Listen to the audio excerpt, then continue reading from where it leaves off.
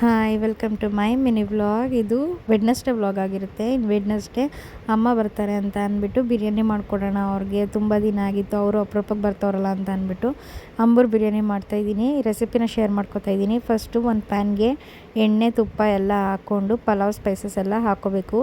ಬಿಸಿನೀರಲ್ಲಿ ಒಣಮೆಣ್ಸಿಕಾಯಿ ಮತ್ತು ಬ್ಯಾಡಗೆ ಮೆಣ್ಸಿಕಾಯಿ ಒಂದು 12-15 ನೆನೆಸಿ ಇಟ್ಕೊಂಡಿದ್ದೀನಿ. ಆಮೇಲಿಂದ ಒಂದು ಜಾರಲ್ಲಿ ಶುಂಠಿ ಬೆಳ್ಳುಳ್ಳಿ ನೆನೆಸಿರೋ ಮೆಣ್ಸಿಕಾಯಿನೂ ಕೂಡ ಹಾಕೋತಾ ಇದ್ದೀನಿ, ಪೇಸ್ಟ್ ಮಾಡಿಕೊಂಡೆ. ಆಮೇಲೆ ಒಗ್ಗರಣೆಗೆ ಈರುಳ್ಳಿ ಪಲಾವ್ ಸ್ಪೈಸಸ್ ಎಲ್ಲ ಹಾಕಿ ಚೆನ್ನಾಗಿ ಫ್ರೈ ಮಾಡಾದಮೇಲೆ ಈ ಆಡಿಸಿರ್ತೀವಲ್ಲ ಪೇಸ್ಟ್ ಅದನ್ನು ಕೂಡ ಹಾಕ್ಬಿಟ್ಟು ಚೆನ್ನಾಗಿ ಫ್ರೈ ಮಾಡಬೇಕು ಘಮ ಬರಗಂಟ. ಅದಾದಮೇಲೆ ಸ್ವಲ್ಪ ಟೊಮೆಟೊ, ಒಂದು ಸ್ವಲ್ಪ ಪುದೀನ ಸೊಪ್ಪು, ರುಚಿಗೆ ತಕ್ಕಷ್ಟು ಉಪ್ಪು ಹಾಕ್ಬಿಟ್ಟು ಫ್ರೈ ಮಾಡೋದು. ಆಮೇಲಿಂದ ಗರಂ ಮಸಾಲ, ಸ್ವಲ್ಪ ಜೀರಾ ಪೌಡರು, ಸ್ವಲ್ಪ ಚಿಕನ್ ಬಿರಿಯಾನಿ ಮಸಾಲ, ಅರಿಶಿನದ ಪುಡಿ ಹಾಕ್ಕೊಂಡು ಫ್ರೈ ಮಾಡ್ಕೋಬೇಕು.